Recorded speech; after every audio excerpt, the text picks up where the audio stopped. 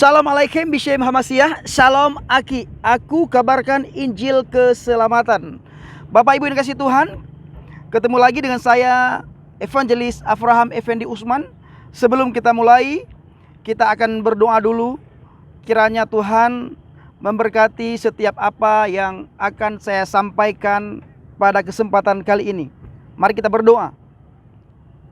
Bapa di dalam surga, kuduskan setiap kami, nyatakan kuasa-Mu bagi kami lewat firman-Mu kepada kami.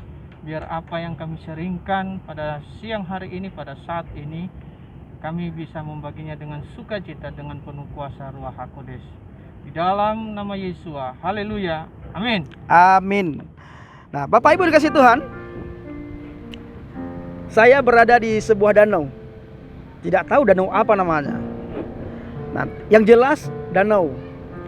Bapak Ibu bisa melihat ada air dan juga ada apa namanya ini, Bang? Bebekan. Perahu bebek. Nah, Bapak Ibu dikasih Tuhan, renungan singkat yang saya akan bawakan pada kesempatan kali ini saya ambil dalam Injil Matius 9 ayat 37. Begini bunyinya. Haina idzin qala li talamidhihi al-hasad kathiran walakinil fa'ilah qalilan. Saya ulangi Bapak Ibu, dalam Injil Matius 9 ayat 37. Haina idzin qala li talamidhihi al-hasadu kathiran walakinil fa'alah qalilan. Artinya Bapak Ibu, padi mulai menguning, pekerjanya sedikit. Tuayan banyak, pekerja sedikit.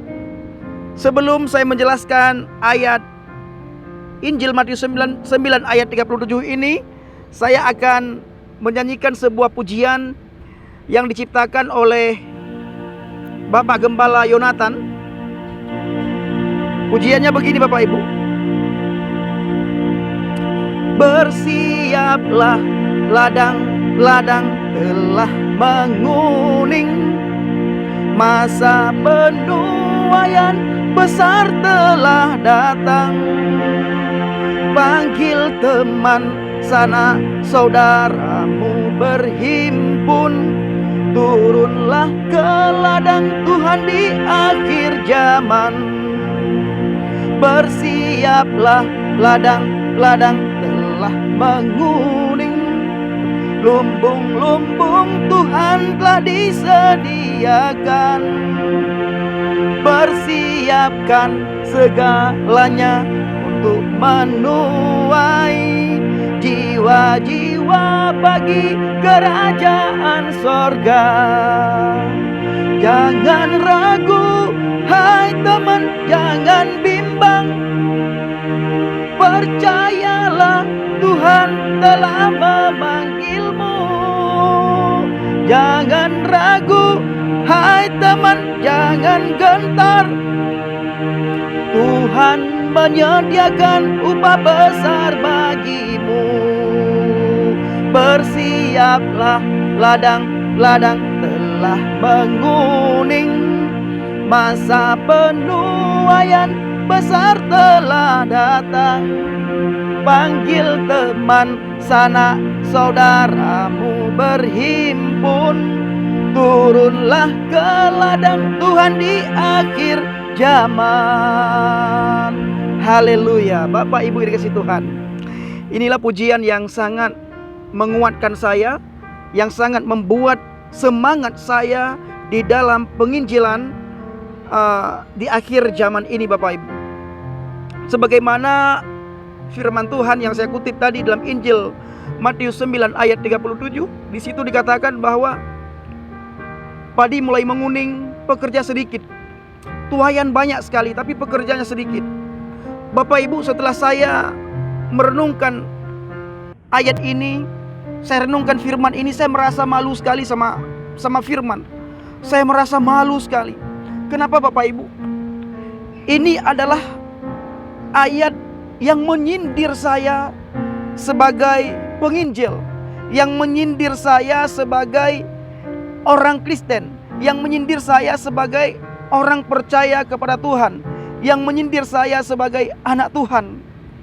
Sebagaimana kita ketahui Bapak Ibu, tahun 2020 ini kita melihat ada banyak sekali pendeta, ada banyak sekali hamba Tuhan, ada banyak sekali orang yang berbicara tentang firman Tuhan, tetapi sedikit sekali orang yang berbicara dengan Tuhan.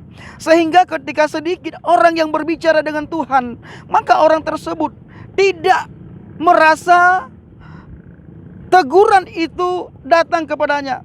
Dia tidak merasa bahwa tuaian di sekelilingnya itu sangat banyak. Dia tidak merasakan itu. Dia terus berbicara dengan Tuhan. Dia terus berbicara tentang firman, tapi sedikit sekali dia berbicara dengan Tuhan. Sehingga yang menjadi kehendak Bapa, yang menjadi kehendak Tuhan tentang amanat agung banyak sekali dilupakan oleh orang. Kita melihat Bapak Ibu, di setiap channel banyak sekali hamba Tuhan, pendeta berbicara tentang firman Tuhan. Tetapi yang menjadi pertanyaannya adalah, apakah firman Tuhan itu cukup dibicarakan dengan mulut?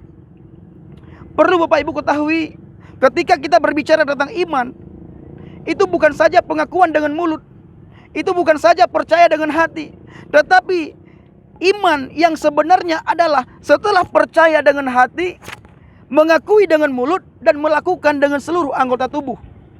Maka kitab Yakobus katakan, iman tanpa perbuatan adalah mati, sia-sia. Maka dari itu Bapak Ibu, ayat Matius 9 ayat 37 itu adalah sindiran bagi ahli Taurat 2000 tahun yang lalu, di mana banyak sekali pekerja Bapak Ibu, banyak sekali pada 2000 tahun yang lalu, pada zaman Yesus Kristus, zaman Yeshua HaMasiah, banyak sekali orang yang mengerti firman, bahkan ahli Taurat. Bapak Ibu lihat orang Farisi, Saduki, apa sih yang mereka tidak bisa lakukan? Apa sih yang tidak mereka tahu? Semua firman mereka tahu, semuanya mereka lakukan.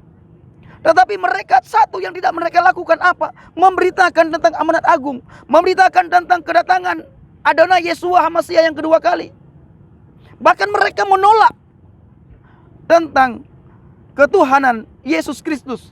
Bukan itu saja, mereka memprovokasi supaya Yesus Kristus ditangkap oleh raja pada waktu itu, yang berkuasa pada waktu itu.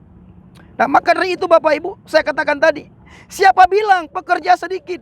Pekerja sangat banyak Bapak Ibu, tapi tidak ada orang yang bekerja. Tidak ada lagi orang yang bekerja Bapak Ibu. Orang sekarang sibuk. Sibuk di mana? Sibuk di YouTube.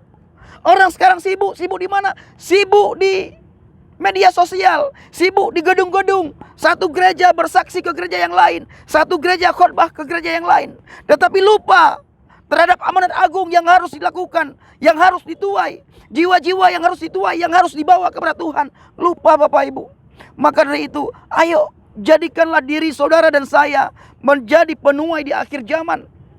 Ketika Bapak Ibu, orang Kristen, orang percaya tidak lagi melakukan amanat agung, maka Tuhan akan memakai murtadin. Orang dari sebelah percaya kepada Yesus, baru 1 tahun dia percaya, baru 2 tahun dia percaya, baru 3 tahun dia percaya kepada Yesus, 4-5 tahun dia percaya kepada Yesus. Tetapi orang itu mau melakukan amanat agung. Itu kenapa Bapak Ibu?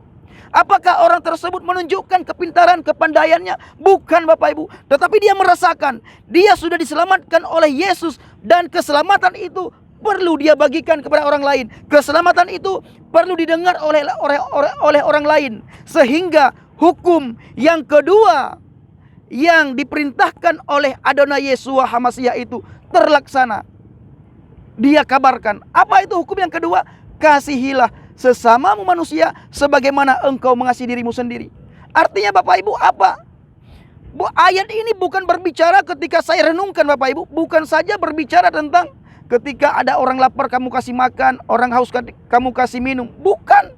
Konteksnya kalau saya memperhatikan, melihat, menggali Bapak Ibu, ketika engkau mendapatkan keselamatan, ketika engkau mendapatkan kasih karunia, ketika engkau mendapatkan anugerah daripada Tuhan, maka anugerah itu harus kamu berikan kepada orang lain, harus kamu kabarkan kepada orang lain. Sebagaimana engkau tidak mau masuk neraka, begitu juga saudara, teman, sahabatmu jangan sampai dia masuk neraka. Inilah yang dimaksud oleh ayat firman Tuhan, kasihilah sesamamu manusia sebagaimana engkau mengasihi dirimu sendiri. Hukum yang kedua yang dikatakan oleh Yesus Kristus Adonai Yeshua HaMashiach.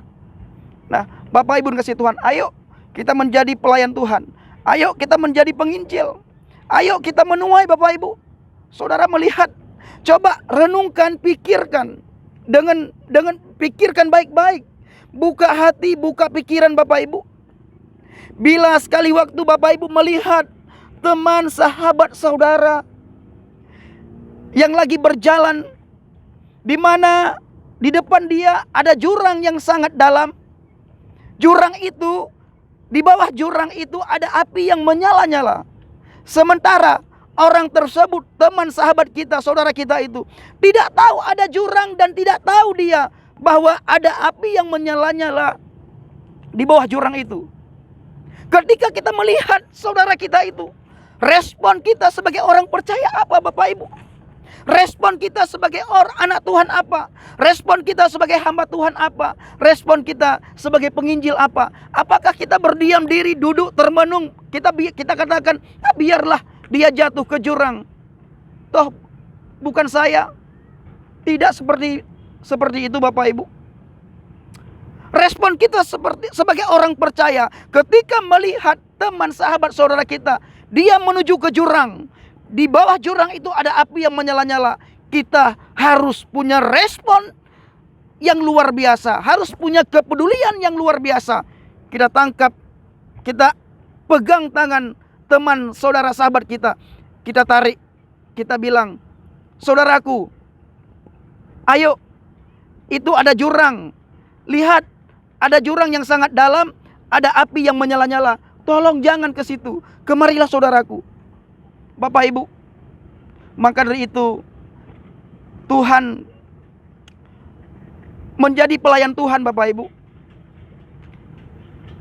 Tidak serta-merta harus S3. Tidak serta-merta harus sekolah teologi. Bukan berarti saya tidak setuju orang yang sekolah teologi. Sekolah teologi penting. Tetapi setelah belajar teologi, harus melakukan amanat agung. Jangan sibuk perang ayat. Jangan sibuk menyalahkan antara hamba Tuhan yang satu dengan hamba Tuhan yang lain. Jangan sibuk membahas doktrin. Tetapi ayo sibuk melakukan penginjilan amanat agung Bapak Ibu. Saya saja Bapak Ibu yang baru 5 tahun percaya kepada Yesus, saya sangat khawatir ketika melihat saudara, teman, sahabat saya yang belum percaya kepada Yesus, yang belum mendapatkan kasih karunia. Bapak Ibu tahu kan, saya ini orang Aceh. Kiban ke orang Aceh Bapak Ibu. Orang Aceh Bapak Ibu, wate gebaca Al-Quran ayat inna dina indallahi Islam, agama yang butoi di sisi Allah na ke agama Islam. Kamu orang Aceh betul-betul gemat firman Allahnya, betul-betul gemat Al-Quranul Karimnya. Tetapi wate Yesus gudrap long, wate Yesus gucok long, gebalong untuk percaya kepada Injil, untuk takwa kepada Injil, maka long hanajil long buka sapu Bapak Ibu. Bahkan karena dalam Alkitab kepegah kandro yang pilih long, tapi long ke yang pilih dro ke. Arti jipu Bapak Ibu, bukan dalam Alkitab dikatakan, bukan kamu yang memilih aku, tapi akulah yang memilih kamu. Kandro ke yang pilih long, tapi long ke yang pilih dro ke. Nyokun Tuhan Bapak Ibu.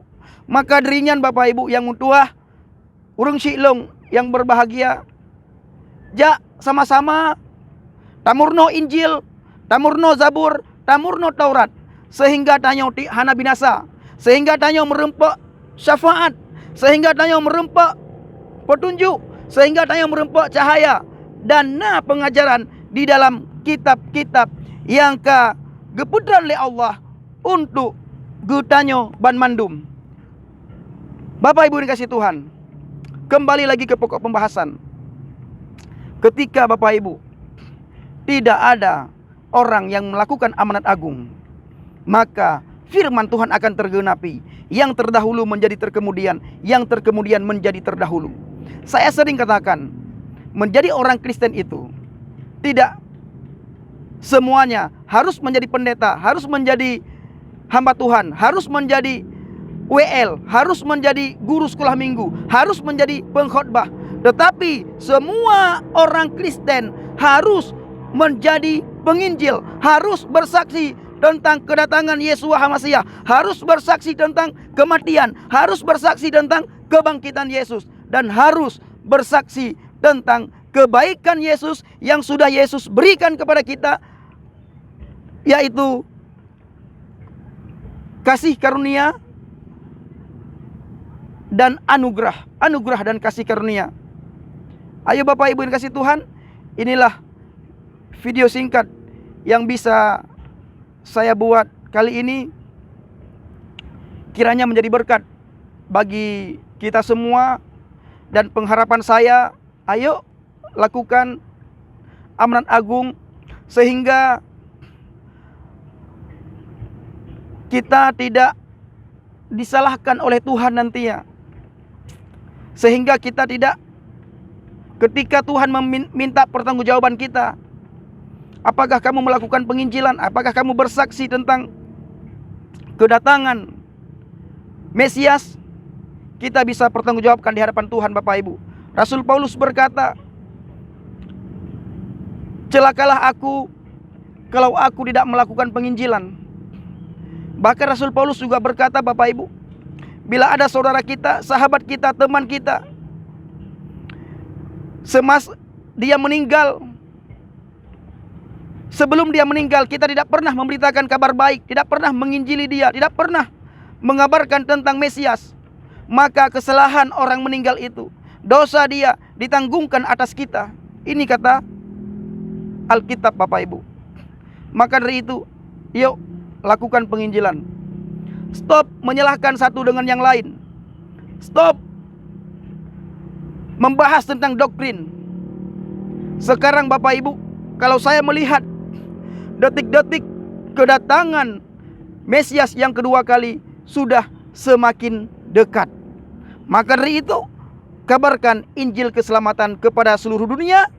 Baptislah mereka dalam nama Bapa, Putra, dan Roh Kudus. Inilah yang bisa saya sampaikan, lebih dan kurang saya mohon maaf. Sekarang mari kita berdoa Bapak Ibu terhadap apa yang sudah saya sampaikan.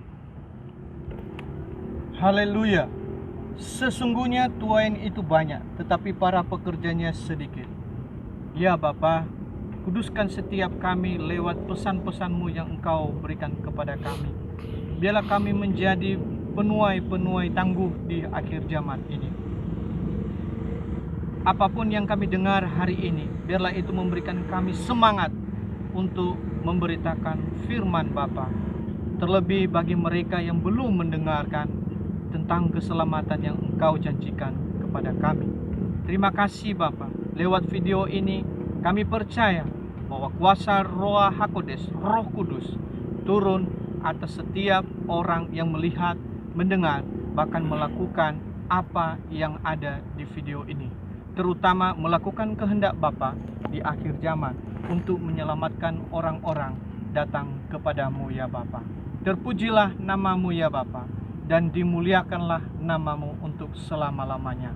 Di dalam Yesus HaMasiah kami telah berdoa dan mengucap syukur. Haleluya. Amin. Amin. Shalom Aki. Aku kabarkan Injil keselamatan. Bapa Yahweh Bishem Adonai Yesus HaMasiah memberkati kita semua. Haleluya. Amin.